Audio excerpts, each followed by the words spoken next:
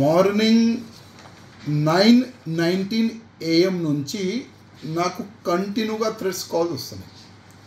అదేవిధంగా దీంట్లో కొన్ని కాంటాక్ట్ నెంబర్, ప్రైవేట్ నెంబర్ కూడా వస్తున్నాయి. ఇంకొక వాట్సాప్ కాల్ వచ్చింది, మళ్ళీ వాట్సాప్లో వాయిస్ మెసేజ్ థ్రెడ్ కూడా అయినా చేస్తుండు ఫోన్లు చేసి. దీంట్లో పాలిస్తీనీ ఒక టెర్రరిస్ట్ ఒక ఫోటో కనబడుతుంది, దానిపైన నంబర్ కూడా ఉంది.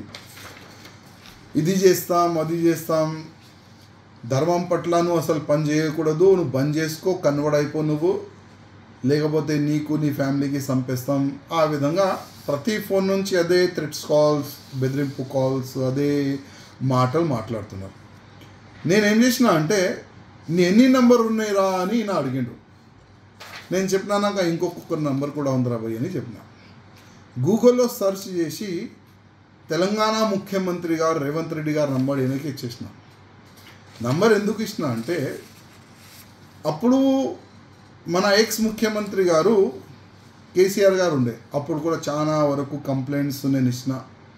ఒక్క వ్యక్తికి అరెస్ట్ చేయలేదు, ఎంక్వైరీ కూడా చేయలేదు. అసలు ఒక ఎమ్మెల్యేకి థ్రెడ్స్ కాల్స్ ఎక్కడి నుంచి వస్తున్నాయి. ఇప్పుడు ఏంటంటే కనీసం రేవంత్ రెడ్డి గారు అయితే నేను నంబర్ ఇచ్చిన, రేవంత్ రెడ్డి గారికి ఒకవేళ అయినా ఫోన్ చేసి థ్రెడ్ చేస్తే అప్పుడైనా ఒక మంచిగా ఎంక్వైరీ జరుగుతుంది.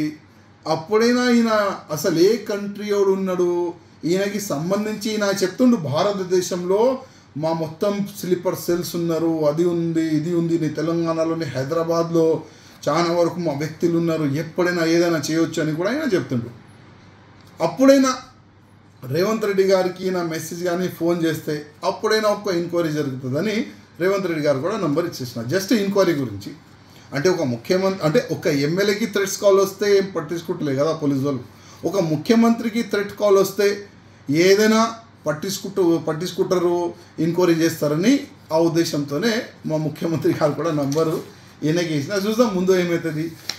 ఈ కంటిన్యూ థ్రెట్స్ కాల్ అయితే కంటిన్యూగా అవుతుంది. అసలు ఈ థ్రెట్స్ కాల్ ఎప్పుడు బంద్ అవుతుంది మాకే తెలియదు.